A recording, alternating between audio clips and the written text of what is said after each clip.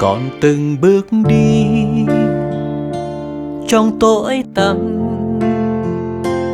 mang tội lỗi lòng con đang chịu.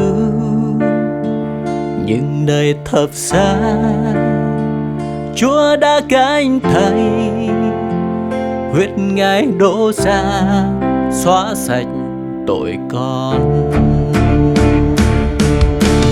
Huyết Giêsu đã giữ con tinh sạch, không còn án phạt, không còn xiềng xích.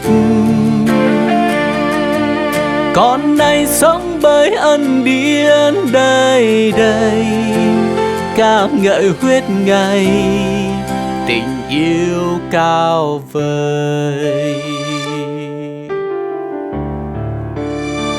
Không công đức nào có thể cứu con, chỉ duy huyết Ngài là giá cứu rồi. Mỗi giọt máu rơi bằng chứng yêu thương, con quỳ gối dâng lòng thờ kính. Huyết Giêsu đã giữ con tinh sạch, không còn án phạt, không còn xiềng xích. Con nay sống bởi ân điển đời đời, ca ngợi huyết Ngài tình yêu cao vời.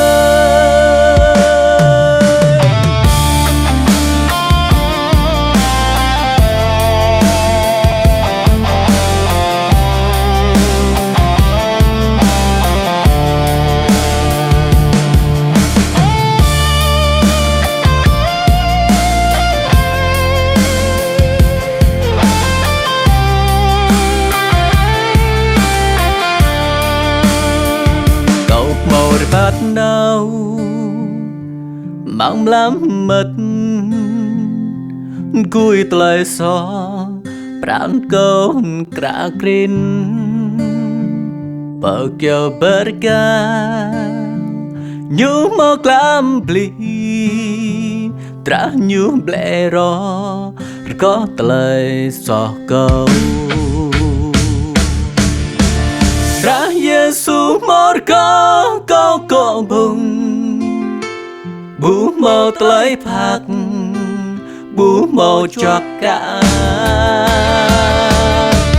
Câu này tiếp mang tới bắp nan nào tóc ni trap dù tới khắp lòng lòng. Ra Giêsu một câu cổ bùng bú màu tới phạt bú màu cho cả. Câu này tiếp mang tới bắp nan nào tóc ni trap nhu tới khắp lòng lòng.